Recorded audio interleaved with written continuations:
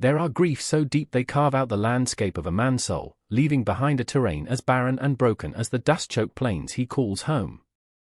Elias Thorne was such a man, and his heart was such a place.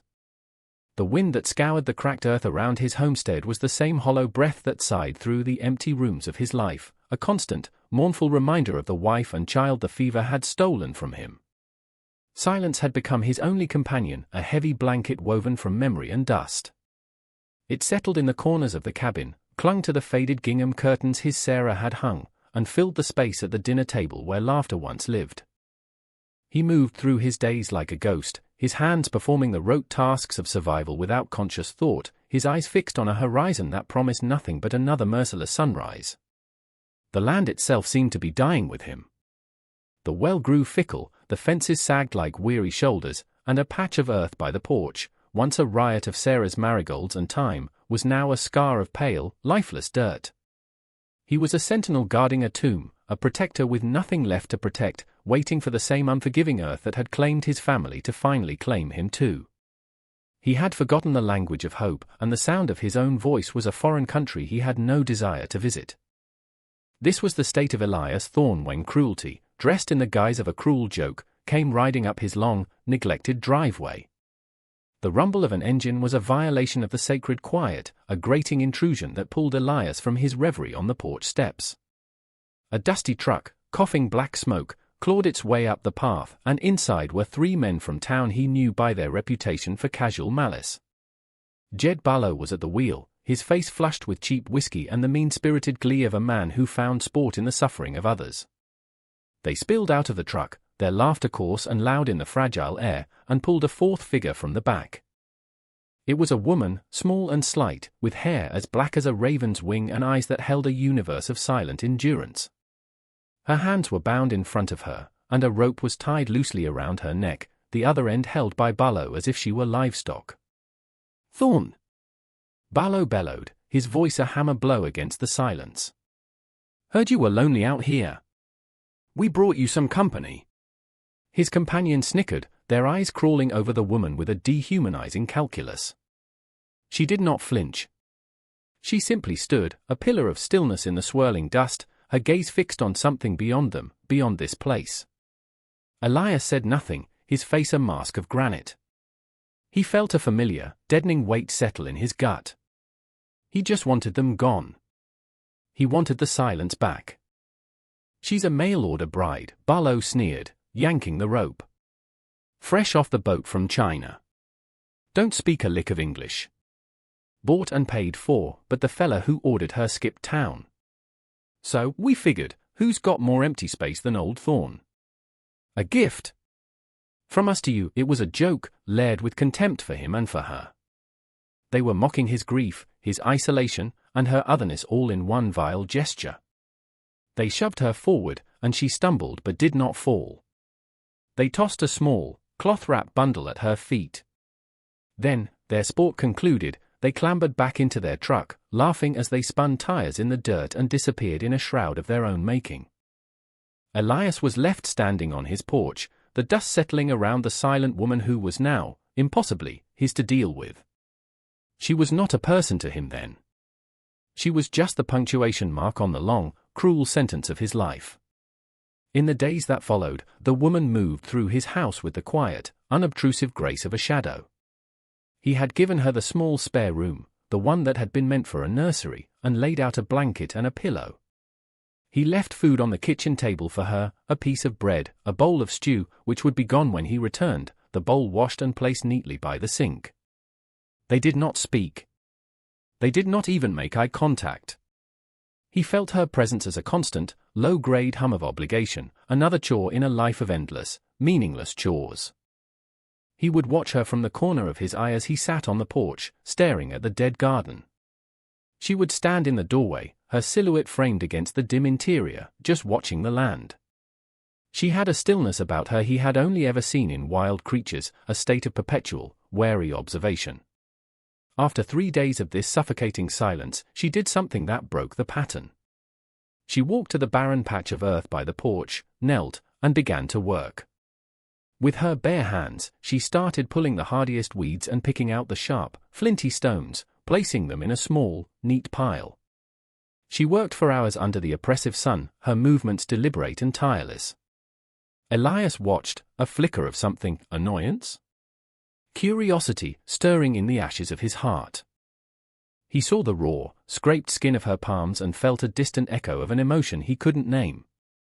The next morning, he left a pair of his late wife's gardening gloves and a rusty trowel on the porch railing. When he returned that evening, the tools were back in their place, cleaned of all dirt, and the patch of cleared earth had grown by several feet. The gloves remained untouched. A week bled into another. The strange, silent rhythm of their cohabitation continued, marked only by the sun's relentless journey across the sky and the slow, steady reclamation of the dead garden. The woman, he still didn't even know her name, had managed to turn over a significant patch of the rock-hard soil. She used water sparingly from the rain barrel, carrying it in an old bucket, her thin arms straining with the effort. Still, he kept his distance. To acknowledge her was to acknowledge the cruelty that had brought her here, to acknowledge the world beyond the borders of his own grief. It was a world he had no strength for. But the past was not as dead as he liked to believe. Tucked away in a drawer was a small metal box containing the few things he'd kept from his time in the war. One evening, driven by an impulse he didn't understand, he opened it. Inside were his dog tags, a faded photograph of his unit, and a small, worn leather-bound journal. As he sifted through the memories, he found the crumpled document Ballo had thrown into the dirt that first day. He had stuffed it in a pocket and forgotten about it. He smoothed it out on the table under the dim yellow glow of the oil lamp. It was a bill of sale, a crude and horrifying receipt for a human life, filled with characters he couldn't read. But at the bottom, scrawled in simple, phonetic English, was a name. He took the paper and walked to the door of her room, hesitating before he knocked. She opened it, her face impassive. He held out the paper, pointing to the writing. For the first time, he spoke to her, his voice a rusty croak. "Is this you?" She looked at the paper, then back at him.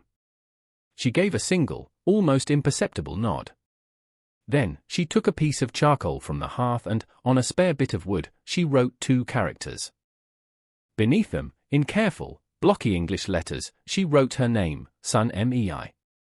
The world stopped. The name, Son, was not just a name. It was an echo from a lifetime ago, a ghost from the blood-soaked hills of Korea. Sergeant Sun, a man who had laughed in the face of death, who had shared his meager rations, who had dragged a young, wounded Elias out of a firefight, shielding him with his own body. A man who had died in his arms, whispering about his wife and a daughter he'd never met, a daughter named Mai. "If you ever see them," he had gasped, his last words a sacred plea, "tell them I loved them." Elias stared at the name written on the wood, and the ice that had encased his heart for 2 long years began to crack. The name was a key, unlocking a part of him he thought had been buried forever. The promise he had made to a dying man, a debt of honor he never believed he could repay, was now living under his own roof. Sun Mai was no longer a shadow, a burden, or a cruel joke. She was the daughter of the man who had saved his life. She was a sacred duty. The world shifted on its axis. When he looked at her now, he saw not a stranger, but the ghost of his friend in her determined jaw, in the quiet strength of her gaze. His movements, once heavy with lethargy, now had a quiet purpose. The next morning, he didn't just leave tools, he sharpened the spade and oiled the mechanism on the well pump to make drawing water easier. He ran a new line from the rain barrel directly to the garden plot, a small act of engineering that spoke volumes more than words ever could. He started leaving a second cup of coffee on the table in the mornings. He didn't know if she drank it, but he left it all the same. Mai watched these changes with her usual guarded stillness, but a subtle shift occurred in her as well. She began to meet his gaze for a fleeting second before looking away. One afternoon, as he was mending a fence post, she approached him and offered him a bowl of water, a silent gesture of gratitude. He took it, his rough, calloused fingers brushing against hers, and in that brief contact, a fragile bridge was built across the chasm of their silence. A few days later, a miracle occurred in the garden. Amidst the dark, cultivated soil, a tiny spear of green had pushed its way toward the sun. It was just a single, impossibly small sprout, but to Elias, it looked like a banner of victory. He found himself standing over it for a long time, the sight of this new life stirring a feeling so alien and so profound it took his breath away. It was hope. The single green sprout was soon joined by others, a tenacious little army conquering the barren ground. With the shared, unspoken purpose of the garden, the silence between Elias and me began to change its texture. It was no longer the empty, aching silence of grief, but a companionable quiet, rich with understanding. Communication became a language of gesture and action. He showed her how to properly handle his old, gentle mare, guiding her small hands on the leather reins, the horse responding to her soft touch with a surprising calm. In return, she began to transform the meager contents of his pantry. Using the first tender leaves from her garden and the wild herbs she gathered from the hills, she cooked meals that tasted of a world he'd never known, the unfamiliar spices a quiet rebellion against the blandness his life had become. They ate at the same table now, the empty chair no longer a gaping wound but simply a space between two people. One evening, she laid out several smooth, flat stones she had collected from the creek bed. Using her charcoal stick, she began to draw characters, then point to objects, table, cup, bread, and say the words in her language, then wait for him to supply the English equivalent. It became their nightly ritual. His rusty voice grew stronger as he taught her words like water, sun, and grow. She was a fast learner, her voice soft and melodic as she repeated the foreign sounds. A quiet respect grew between them, a mutual appreciation for the resilience they saw in each other. He saw a woman who had survived the unimaginable with her dignity intact, and she, in turn, began to see past the broken shell of a man to the bedrock of honor and kindness that lay beneath. The warm glow of the lamp in the evenings pushed back the vast, lonely darkness outside, creating a small, safe island for two survivors in a sea of desolation. The turning point came not with a word, but with a shared crisis. The old mare, his last living link to the life he'd had with Sarah, fell ill. Elias found her one morning lying in the paddock, her breathing shallow, her body trembling. A wave of cold panic, a dread he hadn't felt since the fever came, washed over him. He worked frantically, covering her with blankets and trying to force water between her lips, but she was fading. He sank to his knees, the familiar specter of helplessness wrapping its cold arms around him. He was losing again. But this time, he was not alone. Mai was suddenly there beside him, her face etched with a fierce concentration. She laid a hand on the mare's neck, speaking to it in soft, cooing tones. She ran back to the house and returned with a poultice of crushed herbs from her garden, which she gently applied to the horse's gums. All through the day and into the long, cold night, they kept vigil together. They moved as a team, their actions synchronized without a single spoken command. He held the mare's head while she spooned a thin, herbal broth into its mouth. Their hands brushed in the darkness, and for a moment, they held each other's gaze over the flickering light of the lantern. In that look, they saw a shared determination, a refusal to surrender to the darkness. Toward dawn, the mare's trembling ceased. Her breathing deepened. She lifted her head and let out a soft nicker. She was going to live. A profound, bone-deep relief washed over Elias, so potent it felt like a physical release. He looked at Mai, her face smudged with dirt and exhaustion in the pale morning light, and he saw not just Sergeant Sun's daughter, but a partner. The garden, now a lush and vibrant testament to her care, seemed to glow in the sunrise. And as he watched a small smile touch her lips, Elias felt an answering smile, his first in years, rise from a place deep within him. He was no longer just surviving. He was beginning to live. But peace, in a world that contained men like Jed Barlow, was a fragile commodity. The story of the Chinese bride had become a sordid piece of town gossip, and Barlow, hearing that his cruel joke had not broken Elias but had instead brought a semblance of life back to the dead homestead, felt his pride wounded. Malice, once it takes root, is a hard weed to kill. He saw the quiet respect some of the townsfolk were beginning to show Elias, the way they'd nod at him instead of looking away. He saw the basket of fresh vegetables Elias had traded for flour and salt at the general store. Barlow's joke had been turned against him, and his resentment festered. The sky itself seemed to mirror the growing tension. For a week, the air grew thick and heavy, the horizon stained a bruised purple.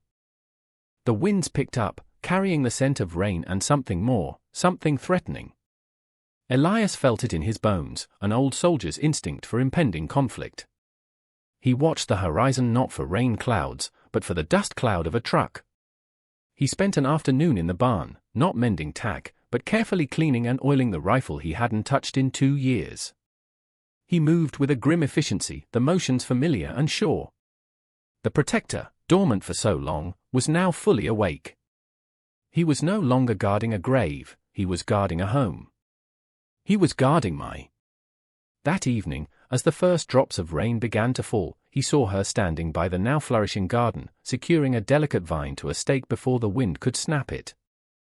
Her devotion to this small patch of life was absolute. And in that moment, his was to her. The first crack of thunder split the sky, and in the distance, he saw the telltale glare of approaching headlights. The storm was here. The truck skidded to a halt in the muddy yard, its headlights cutting through the sheeting rain like malevolent eyes. Barlow and his 2 cronies stumbled out, reeking of whiskey and emboldened by the storm's fury. "Thorne!"